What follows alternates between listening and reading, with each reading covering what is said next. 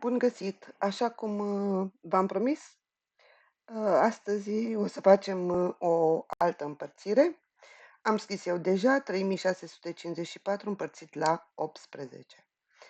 Împărțitorul are două cifre, atunci voi lua primele două cifre ale de împărțitului.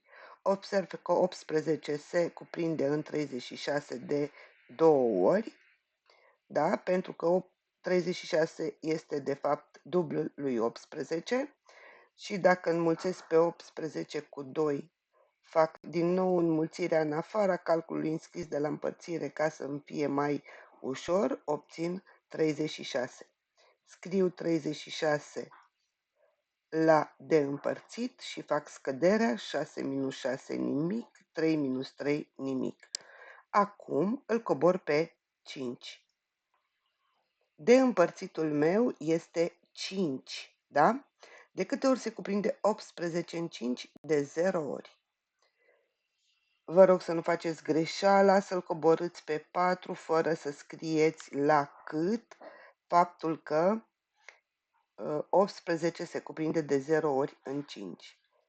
Și acum orice număr înmulțit cu 0 ne dă 0, îl scriu, trag linie, fac scăderea, 5 minus 0, 5, îl cobor pe 4. 18 se cuprinde în 54.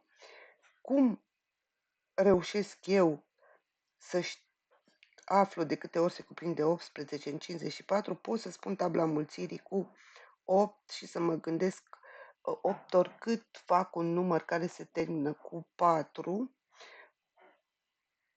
da? Și am 8 ori 3, 8 ori 3, 24, 4, 2 în minte, 3 ori 1, 3 și cu 2 din minte, 5. 54. Fac scăderea, 4 minus 4 nimic, 5 minus 5 nimic. Nu am terminat, fac verificare.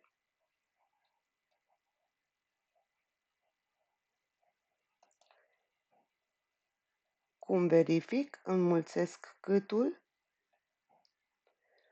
cu împărțitorul și trebuie să obțin de împărțitul. 8 ori 3, 24, 4, 2 în minte, 8 ori 0, 0 și cu 2, 2, 8 ori 2, 16. Înmulțești pe 1 cu fiecare cifră a factorului de sus, 1 ori 3, 3, 1 ori 0, 0, 1 ori 2, 2.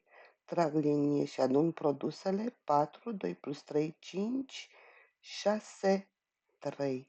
Am obținut 3654, exact cât este de împărțitul, înseamnă că operația mea este corectă. Pentru exercițiu aveți următoarea împărțire. Spor la lucru!